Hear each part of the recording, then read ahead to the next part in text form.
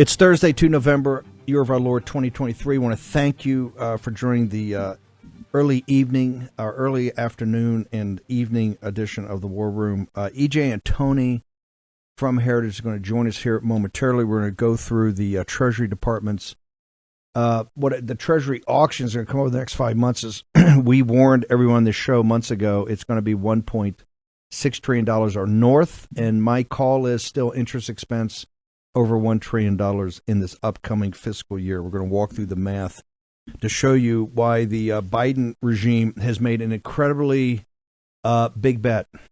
They're going to finance this short term because they understand financing long term. If they finance it long term right now, they're going to get jammed. We're going to get into all of that in a few minutes. I want to go to Oklahoma, too. Congressman Josh Brecheen. Congressman, walk me through all the. It's confusing to the audience. We got all these potential funding bills up there. You guys just won a huge battle to kind of get better control of spending. We can't do anything until we secure the southern border, or really seal the southern border now, stop the invasion, and stop the spending. Walk us through your thoughts on where we stand with Ukraine, with Israel, with the Israel IRS package, with the bifurcation of Ukraine and Israel, the southern border, all of it. Walk our audience through it. Yeah, I'd be happy to. First of all, thanks for having me on. You're giving me brownie points with my in-laws, my mother-in-law especially. They watch your program continuously, so shout out to Del and Lila. Every husband needs help, with their in-laws, and you just helped me, so thanks, man. Amen, brother. Amen. Look, first let me say this. I am excited. I think, your viewership is excited. The American people are excited about Mike Johnson, and in his core, he is a conservative. And I want to start there. I'm a part of the Freedom Caucus. So to have someone that is not a politician that's healed to the money interest, healed to persuasion of how's this going to affect fundraising, but they're doing it because they actually believe in what they're doing.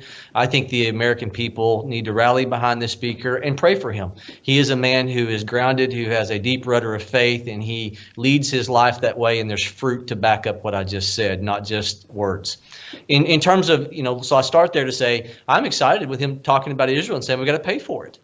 We're gonna overspend by 1.7 trillion this year. I caught your prologue there, and that is what this last year the numbers came in at 1.7 trillion. Steve, most people don't realize that Congress only you do. Most people don't realize that Congress only allocates the dollars on an annual basis for the discretionary part of the budget. And that's 1.7 trillion. The rest of it's entitlement spending, Medicare, Social Security, Medicaid, food stamps. We can adjust, eligibility. But our discretionary spend, that is the real 12 appropriation bill fight, is 1.7 trillion. That is our deficit this year. That means 100%, half of it's defense, 100% of all we spend to defend this country, 100% of every person who's watching that you think of the government spend on education and grants that come to states and localities. It's all borrowed money. So I'm excited to have a speaker who's saying not just Israel, but in his core believes that we got to start paying right on down the row for every element. We're losing this country financially. You guys have fought through on this appropriations. One of the purposes was a process and procedure. You can't get to limited government and you can't get to fiscal responsibility until you get into the appropriations process. And that's what they hate, because they want it all to be jammed up in an omnibus, 9,000 pages, where the lobbyists are sticking in one prepositional phrase and get paid. Walk me through, how do you guys, all this, because this thing we're fighting right now is a supplemental. It's a $100 billion supplemental, broken into various pieces, on a $880 billion defense bill. Doesn't include intelligence. If you add everything up on intelligence, national security, it's $1 trillion. So just walk me through. We know your constituents are practical, honest, hardworking people that know this can't go on. But tell me what your philosophy is about how you help combat it. Well, look, in terms of we got to start speaking the truth to one another. Every bit of the discretionary spending, every dollar that we appropriate, every time that you hear Congress is voting on an appropriations bill, when it adds up to that sum total, every bit of it's 100% of those dollars are borrowed money from our kids and our grandkids. That means that we are giving our kids a lessened future, a lower standard of living. And so, it's so shocking to put an amendment on the floor to cut spending up here, and you get 80 votes out of 220 Republicans or 100 votes out of 220 Republicans. It shows you how many people are actually really serious about solving this math problem that we have. And look, they're a reflection of their constituency. And so the American people have to understand we are headed towards bankruptcy in fast order. And the people that are elected up here are a reflection of that ideology. We have got to get. If we don't start buying vegetables, we're not going to have a country left. So for all of your viewership, and one of the things for the 20 of us that fought at the head of the year over the speaker's race that lasted 15 rounds, saying we've got to have guardrails, we've got to have things in place, we've got to have appropriation bills that you can put amendments, go directly to the floor and see how people are voting. That started this process, and I would challenge everybody, start looking at votes. Start looking at scorecards of reputable conservative organizations and figure out who is talking a good game when they, everybody's a campaign conservative, and who's actually following suit on their vote. And the American people have to build pressure on members of Congress to start cutting spending. If you want to turn around the $1,200 more you're spending every month, statistical average, in the last 2 years, you're spending $1,200 more a month to buy the exact same goods and services as you were at the head of when Joe Biden took office. That's $15,000 over the course of a year. It's because we've lost 20% of our dollar value almost in several years. Inflation caused by devaluation of our currency, caused because Congress is not really serious about cutting spending up here on the whole. And you've got to start holding these people accountable. Everybody thinks their congressman's the good one, right? And that's the problem. Everybody thinks that their congressman's the good guy. You need to check what we all say, me included. Do you think inside the conference that's Burchett's going to follow you here, and he's been a deficit hawk. Do you think that in the conference, because if we don't change the mentality of the conference, do you think in the conference it's starting to change? And you saw that, we at the debt ceiling you had 70 votes, the CR you had 90 votes. We just had you had the majority for no Ukraine money coming forward. Do you think the conference is starting to change? I think so. I think that the miraculous ascension of Speaker Johnson, I mean that. I want people to hear this. As a Bible-believing Christian, and that's what we have as a speaker, what you saw was somebody that moved from 7th place in leadership to number 1. He went from having like less than 40 votes, and then got the speakership in one day. It was miraculous. And it's because Mike is someone on bended knee who's he understands core principles. He understands the 18 enumerated powers. He understands limited government.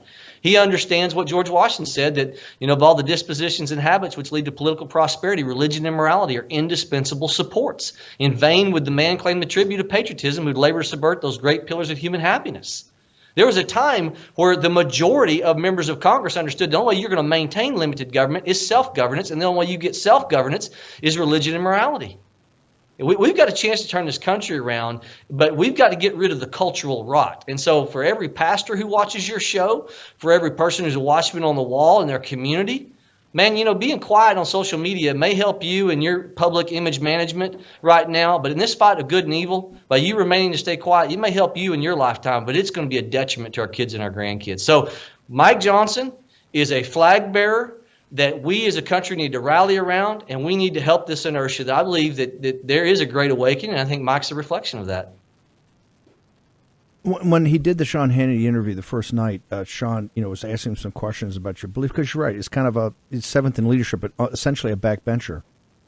People didn't know a lot about him, and he says, "Look, if you want to, you're asking a lot of questions, but if you want to know my worldview, just read the Bible."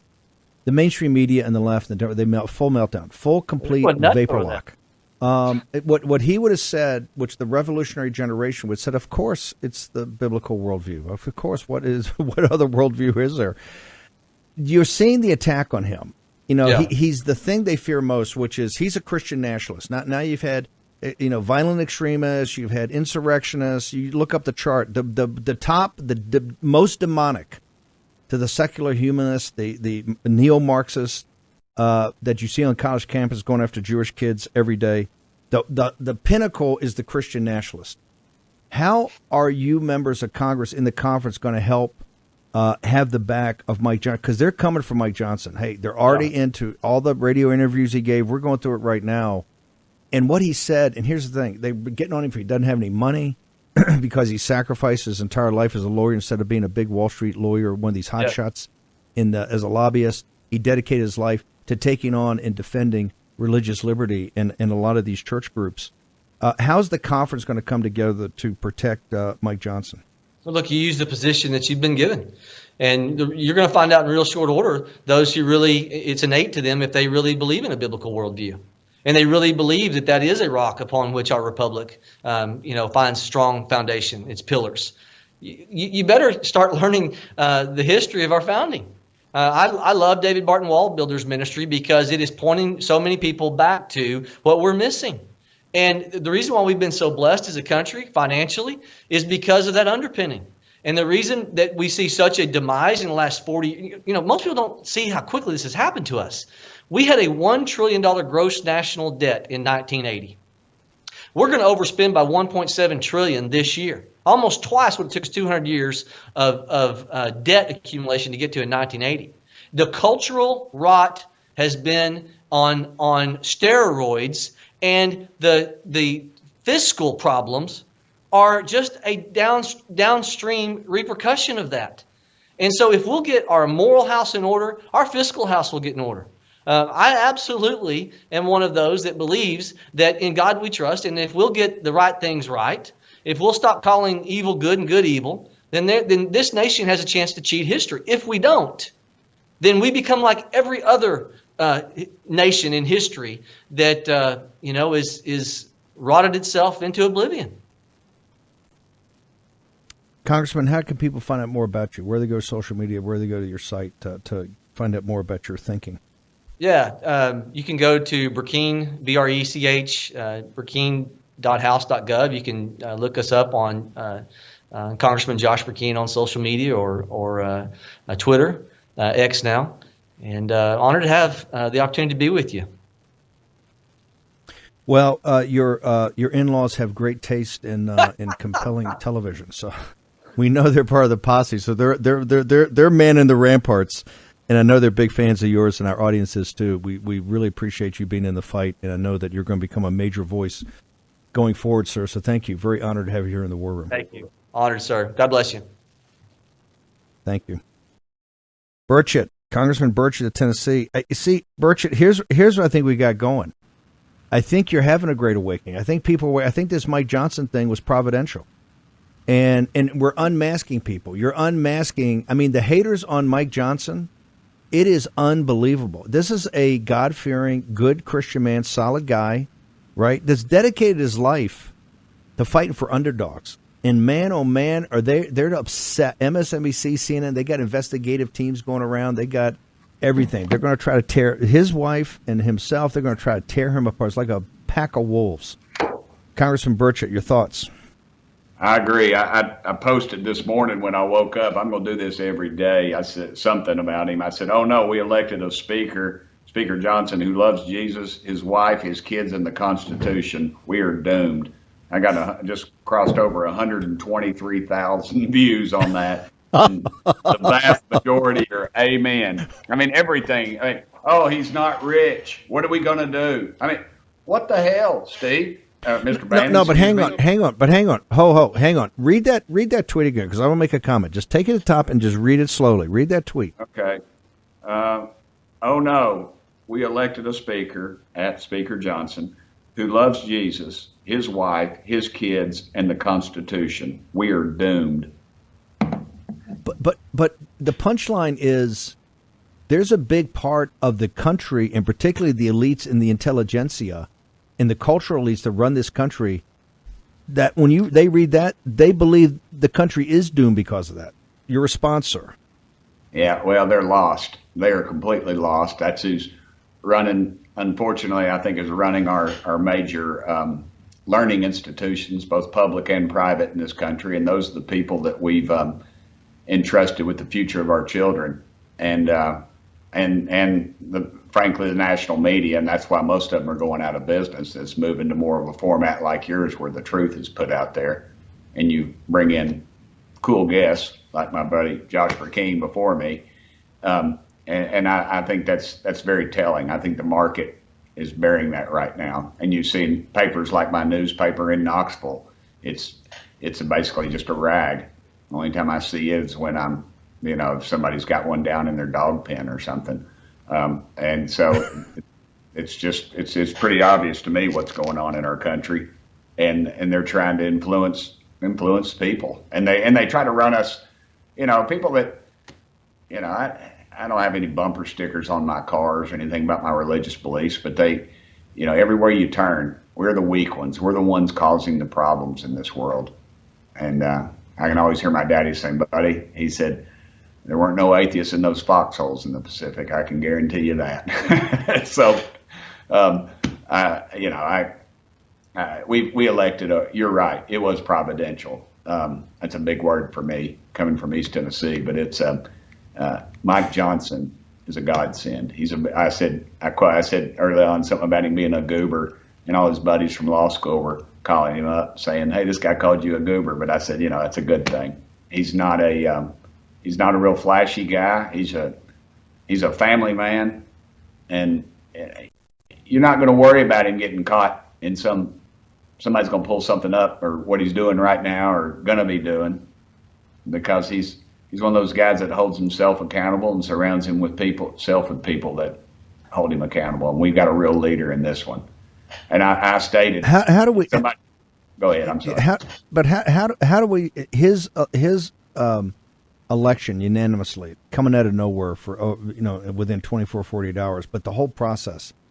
How do we use that to start to change the mentality of the conference? Brecheen just mentioned it. You've mentioned every time you're on here. I think the people, quite frankly, are awakened. I know in our audience, they're talking. I mean, we're going to have EJ Antoni on here in a minute. We're going to go through a very sophisticated laying out of the Treasury auction, which used to be pretty pro forma. Our audience is all over. These are types of things that be on the back pages of the Financial Times of London, or the traders on Goldman Sachs' desk or in the pits of Chicago would be reading. You have working class truck drivers, housewives, middle class people that understand. They're getting down to it and say, hey, I understand what the Fed's doing. I understand what the balance sheet's doing here. I understand what this deficit is. The people are awakening. How do we use that in Johnson's being raised up, right, providentially, to change the conference and actually become the solidified, unified body we need? Because if we can solidify the Republican House Conference, we will change the world. There's no doubt about it. The founders put all the power in the House of Representatives outside the executive branch, and they never looked at the executive branch as being an imperial power, which has come through the administrative state, which we're going to take apart. They looked at the House as having the power. So how do we do that, Congressman Burchett?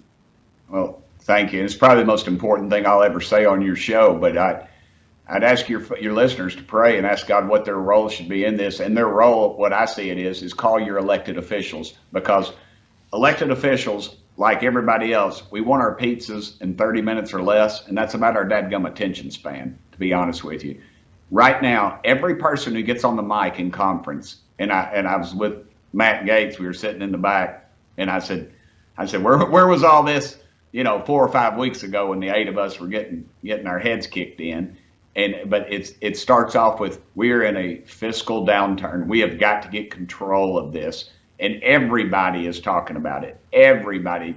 People like Josh Brecheen, who was on before, he's always talking about it. But you're seeing the moderates, the people that are in Biden districts that Biden won, talking about we've got to get control. So we've got our 30 minutes. America needs to wake up, start calling your congressmen and telling them, hey, stop with the fiscal insanity. Stop with the spending. Let's get control. Let's keep going down this road of individual spending bills, because it's very uncomfortable, but it forces us to ask the questions of what's in this bill, what are we funding, where is it coming from? And that's why this latest bill, it has an offset, and it's driving them crazy. You're going to take money from the IRS, this crazy idea of hiring how many 100,000 more or whatever new IRS agents to prey upon innocent Americans that don't need it, and he's going to take the money from that and use that in the Israel defense instead of just taking it just out of air, just printing it, and they're pitching a fit about it. They're pitching a complete and total fit because there's accountability,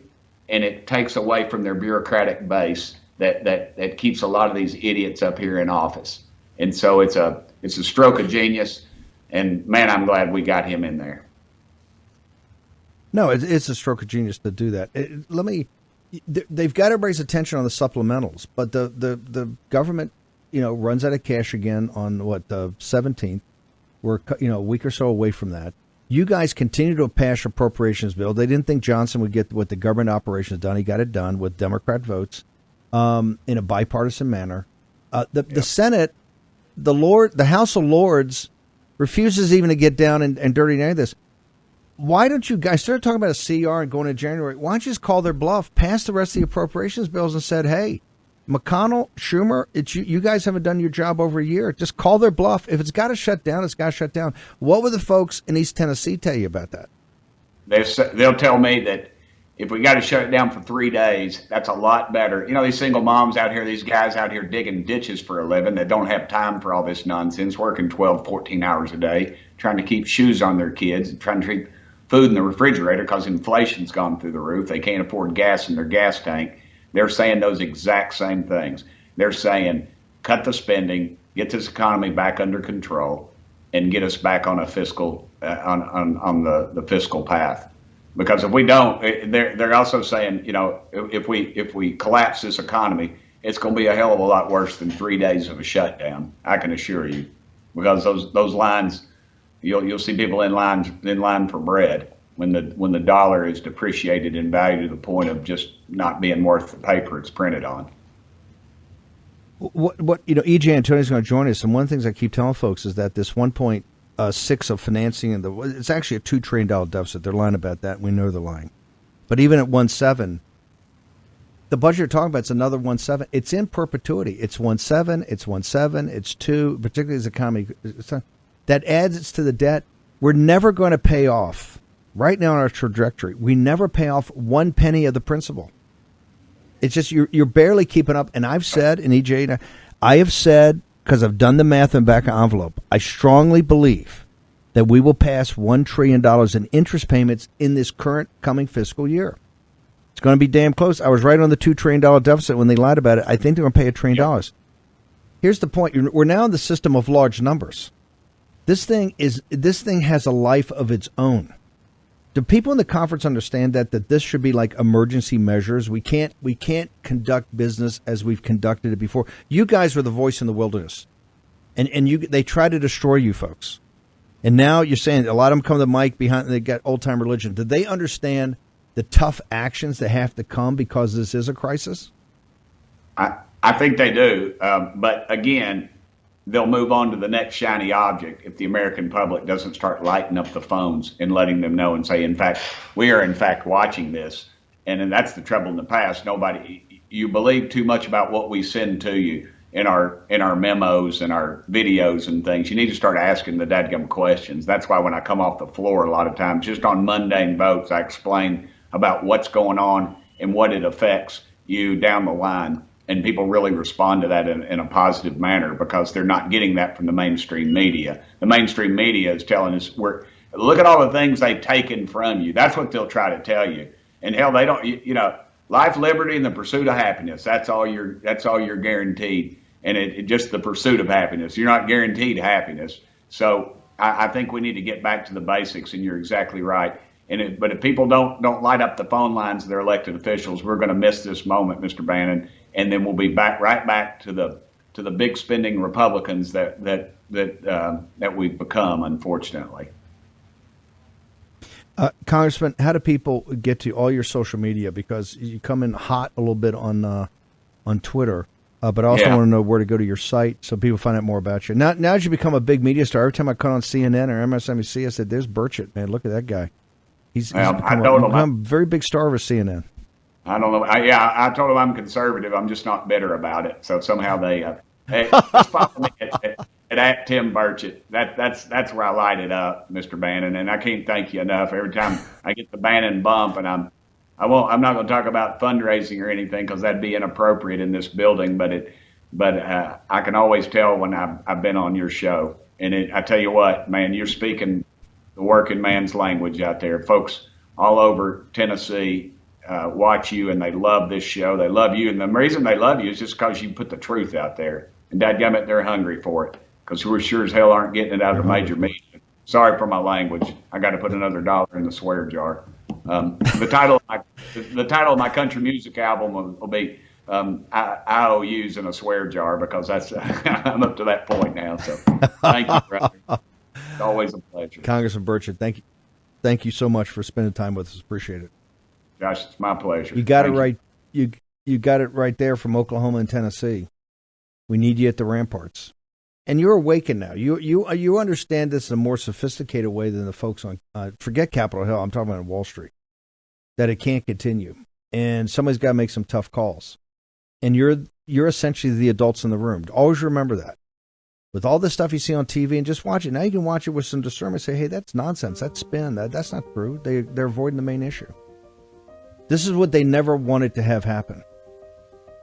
An enlightened, awakened, empowered, working class and middle class. Never wanted it to happen. But it's happening. Short commercial break. EJ's on the other side.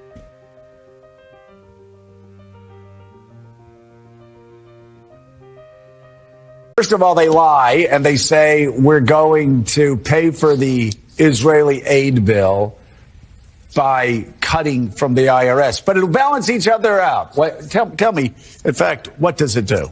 Well, Joe, you kind of stole my thunder, and I think you could probably come over here and do this as well as I could at this point, because I've heard you talk about this. But let's just go back and explain how the tax system works or doesn't work, and then we'll get to the impact on the budget. So the IRS collects $2.8 trillion a year, roughly, in taxes. But besides that, they also collect $68 billion from what they call enforcement, we would think of as audits. But they've calculated in a study they've done that there's another $428 billion out there of taxes that don't get paid. You can call it tax avoidance, you can call it tax evasion, whatever you want, people who don't report all their income. But guess who it is who doesn't report all their income in particularly large amounts? It's the wealthy. So if you look over here, this is by income, lowest income, highest income folks, and what percent of their income they don't report. But down here in the bottom 50%, there's pretty much a high level of tax compliance. When you get over here to the top 5% and the top 1%, it's a different picture. You're talking about people who are not reporting over 20% of their income to the IRS by various means of how they fill out their tax returns. And these are folks who make over $600,000 a year here. So there is a lot of money out there for the IRS to collect. And to the 1% also very high. You've got billionaires not paying money. You've got you have some of the richest Americans not paying, avoiding taxes. And this is exactly who the Republicans are trying to protect, right, Steve? It's who they're trying to protect. Yes, they're not paying taxes, and what the IRS is trying to do is essentially allow them to continue to not pay their taxes. So Steve, let me just going over to the next chart. Because what's so fascinating is that there are a lot of times you put money into agencies and people complain you don't see a return. But as your next chart's going to point out, investments in IRS enforcement. Okay. Welcome back for a second thing. I want to make sure you understand this about the Israel financing, the cutting of the IRS, the offsetting $14 billion. They are all over. Oh, this is just a Republican ploy. No. Hey, MAGA wants massive tax increases for billionaires. Massive. Because they're all progressive lefties. Hey, they've got us in this mess. They should pay for it. We're all for it. And by the way, get the IRS agents, get them in there. But we're offsetting the money to Israel. And we're going to offset in the IRS. You're just going to have to suck on that. Right? And don't give me this investment. It's going to be 10 times on the dollar. This is all morning Mika nonsense. They put out some bad news the other day about this rollout of EJ. You've had a chance to walk through how we're going to finance this mess. And I want people to understand this 1.7 trillion, which is actually 2, but the 1.7 trillion is going to be in perpetuity until we face facts that you heard Brecheen and Burchett talk about. Until we face hard facts, it's going to continue on, and every year we're going to have this discussion. The Biden regime is making a big bet here, a massive bet. And I want people to understand, EJ, Antoni, from you, what this bet is and how it's going to impact their personal life. Well, Steve, essentially what the Treasury is doing here as they go on this massive 1.6 trillion, you heard that right, $1.6 trillion borrowing spree over the next 6 months, is they are hoping that interest rates are going to be coming down. And the reason we know that is because they are essentially shifting debt issuances away from long terms to short terms. So in other words, instead of issuing 30-year bonds, for example, they're issuing more 2-year notes. So they are, again, hoping that they can refinance this debt in a couple of years at lower interest rates. But if that doesn't happen, if the rates don't come down, then the interest costs on the debt are not going to come down. In fact, they're going to continue rising. And frankly, there's very little indication that we are going to see significant reductions in interest rates absent a serious rise in inflation. We simply just can't see rates go lower right now when there is such an incredible demand for loanable funds, because the Treasury, as we've discussed before, Steve, they're just simply sucking all of the air out of the room right now by borrowing literally trillions of dollars a year. But if you go down range, let's say you say 2-year notes. In 2 years, another year from now, we got to sell another 1.6 trillion because that's what's going to be minimum. I think it's going to be 2, but 1.6 trillion, you got to sell another, and say half of that is in 2-year notes.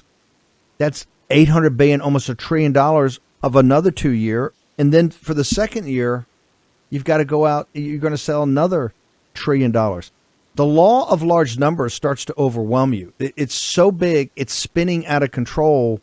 They can't find, where are they going to find buyers for this? Where's the appetite out there in the world for these bonds and these notes?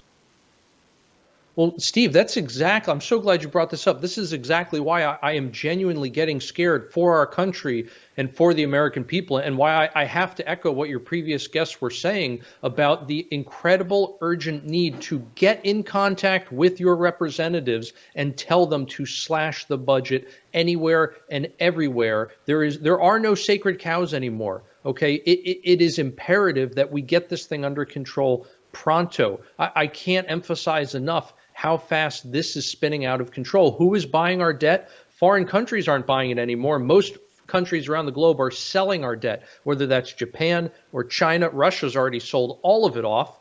Who is buying the debt domestically? The Federal Reserve isn't anymore. They are selling off their debt holdings as well. That leaves it to the American people. And every dollar that we continue to lend to the government is a dollar that can't be lent to businesses and to consumers, which means you are essentially transferring money out of the hands of private enterprise, which will grow the economy, and putting it in the hands of government, which will shrink the economy. And this is also the scam. Because of this show, they're just not sheeps that are going to go be sheared. The old pitch that, I'm going to put you in government bonds because that's a risk-free investment. You're getting lower interest or whatever because it's risk-free. And the old 60-40, the old 60-40 split. I got the Wall Street Journal right from it. Your investment strategy is broken. The Wall Street Journal finally caught up, and this was about 3 weeks ago, finally caught up to the war room. The sub-headline, correlation of returns for the S&P and long-term Treasury bonds, price of stocks and bonds move in opposite directions. The sub-headline is, the old 60-40 is completely broken. That asset allocation of 60% stocks, 40% bonds.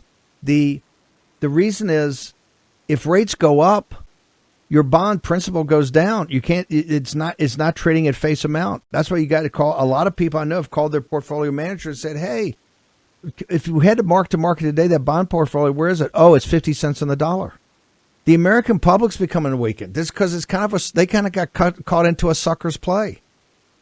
My point is, this paper is only movable if people are searching for yield and need yield, right? And that's why they're going to have to jack rates up.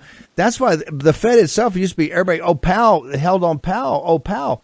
But now you're actually getting a critical mass of this 33 trillion that's being financed at higher interest rates that's just going to lock in. It's going to be very tough to change interest rates and bring them down, other than the bottom falling out of the economy, which it looks like is one of the things they're planning on. EJ and Tony. Absolutely, Steve. We continue to see economic indicators moving in the wrong direction. And every time Treasury keeps putting its foot on the gas here and sending us in the wrong direction faster and faster, all of those indicators, it's no coincidence, continue to point more and more, again, in the wrong direction. And I just don't see how we get out of this without a recession in the first half of 2024. What do you believe that Wall Street's now? Do they believe that the political class in this country realizes the urgency? Because this is a crisis now. It's no more, we got to think about the future generations. It's this generation right now of what's happening in the lived experience of this audience, with credit card interest exploding, defaults exploding. People living paycheck to paycheck and having to gap that with a credit card that they really can't afford. Do you think Wall Street, the titans of Wall Street and the capital markets, believe that the political class really gets what this crisis is and what action has to be taken? Steve, I think a small percentage of the older generation do, because they can recall, for example, the late 70s, the early 80s in their working careers. But one of the problems among the younger people on Wall Street right now is the fact that their entire working lives, they have seen essentially zero interest rates. And so they have gotten used to that reality, and they have forgotten that there was a time before that, and that 5% rates are essentially a historical norm. And so they're not entirely sure how to adapt to this yet. And because of that, it hasn't really dawned on them just how much of a crisis this is, and the fact that we are moving very rapidly towards a credit event. Ooh, he went there. He used the term. When you say credit event, brother, I want everybody to write that down in the notebook that follows along at home. Number 2, pencil out, write it down. Credit event. When you say credit event, when you say that in Wall Street to financiers, it shakes them to the core of their being. When you say it seems like a harmless term like credit event, what do you mean, sir?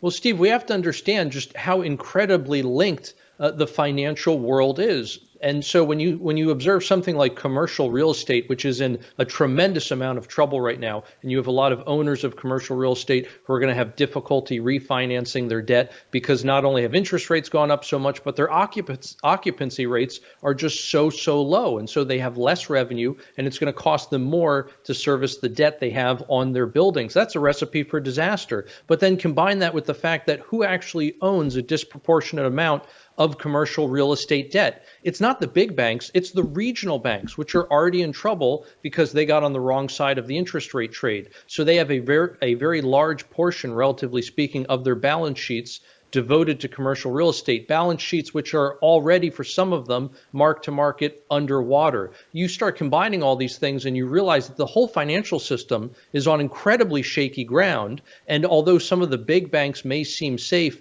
their health largely depends on the health of the broader banking system.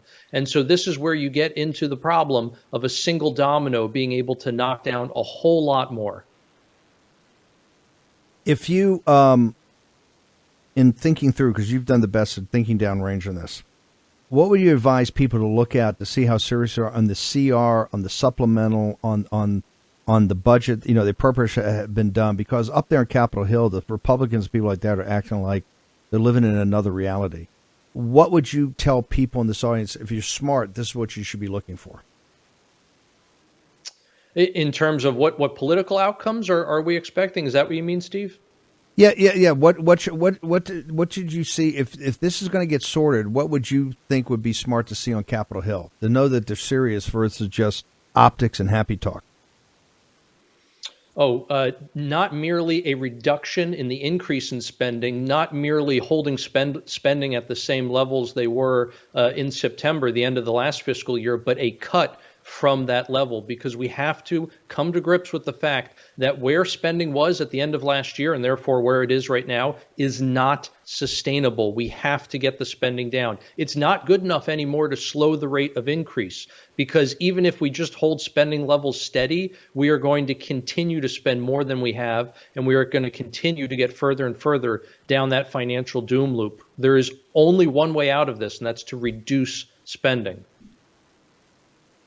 EJ Antoni, where do they go for your social media? You're putting stuff up on Twitter all the time. Where do they go for all of it? Best place to find me is going to be on Twitter or X, whatever we call it now, and the handle there is @RealEJ EJ, thank you so much. Appreciate it. Thank you for having me.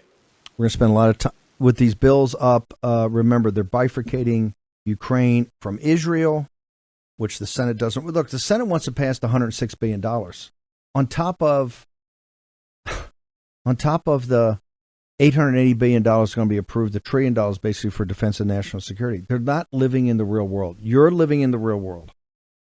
Once again, I want to reemphasize that you are the center of discernment. You're the center of gravity of reality here to save this country. And the two things rapidly approaching us is a financial crisis of epic proportions and an invasion of the southern border. And the solutions for that are not easy. They're not simple. In many cases, they're not pleasant. Because these are crises that have been driven by the elites for many, many decades, and now we're here. And you've got to be the one to stand in the breach and say, we're not going to do this anymore. And we're going to take active solutions, not just slowing down the rate of increase, not just staying steady, not just even cuts, but even going back to like pre-COVID numbers and starting to cut from there. We have to have massive cuts. This is a speech I just gave in Pinehurst. Two things that are happening. We have to have massive cuts in discretionary spending. One, to get close to balancing the budget, but two, to then be able to convince the American people we're serious about this, that then you can get into the entitlements. But you have to show that you're going to take on the discretionary spending first.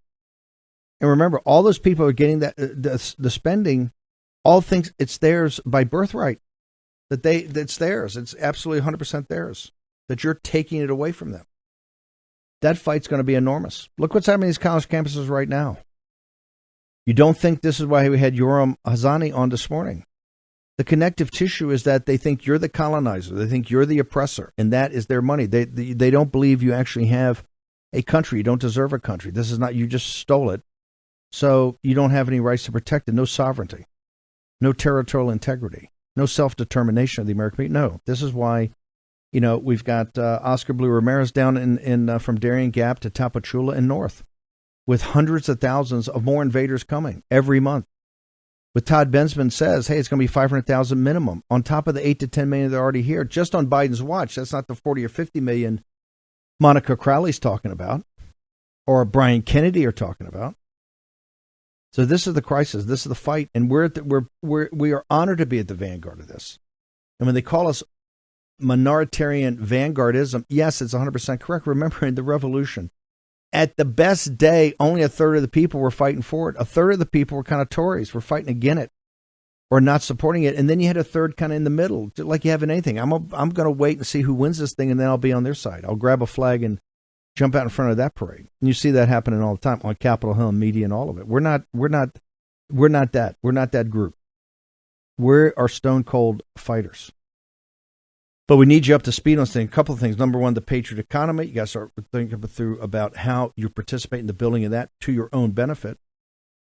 Also, things like Birch Gold. It's time now, and this is why we've partnered with Birch Gold. You got Philip Patrick. You just immerse yourself in the information. Go there. We've put out for the last 2 years. We ain't Johnny-come-latelys to this project. We knew as soon as Biden gotten in here with the Chinese Communist Party and what they'd done on the pandemic that a assault on the dollar as the prime reserve currency was upon us. And so we took the last couple of years to kind of walk you through it. It's all free. Go to birchgold.com/Bannon. Particularly the 4 installments. The first one you'll find fascinating. The politics of money, the politics of currency. Because that's going to become more and more relevant. Every discussion we have going forward, you heard from Brecheen and you heard from Burchett. Everybody's going to the mic in the conference now. They're all talking about the fiscal crisis. They're all talking about responsibility. That's because the constituents, you out there in the audience, have the pitchforks to the back. That you got to focus on this. And so that's why you got to go to birchgold.com and then talk to Philip Patrick and think, look, gold's been a hedge against turbulence for 5,000 years. Find out why. The first question, you got to find out why, and then connect it to the turbulent times you have, and think about, hey, how do I add this as an asset class to my portfolio? How do I do that? What's a smart way to do that? And that's what the Birch Gold guys are there to do. So we try to lay it out, soup to nuts, what the issues are, what the crisis is, and then those guys walk you through how you can if not benefit from, at least get an anchor to windward here. Also, the home title lot guys, the same thing. This is with with the cyber criminals out there, the potential for somebody to come and get your somebody to come and potentially take out a second mortgage. These hard money lenders, and I keep saying this. Once it happens, the issues you're going to go through, mainly not paying back the loan, is going to be very difficult. That's why this thing's so crucial, and that's why you should go and immerse yourself in content there. Okay, we got a lot to go through in the next couple of days. You got to man the ramparts. We put together a app, Bill Blaster, that you can get on Apple, or go to Grace and Mo on the live stream and talk to them about it. It's to give you more operating leverage. You are the drivers in this. When you say it's providential, Mike Johnson's providential, yes, but God only works through human agency. That was your agency. You've done this. You've done it, and you've done it in an incredible way. And that's why we're going to be hammering these topics. Remember, the speech I gave was that you have to have massive cuts to discretionary spend. At the same time, you have to not just seal the border, you have to start the deportation of what will probably be, 12, 14, 15 million people, big as, the 7th or 8th state in the union.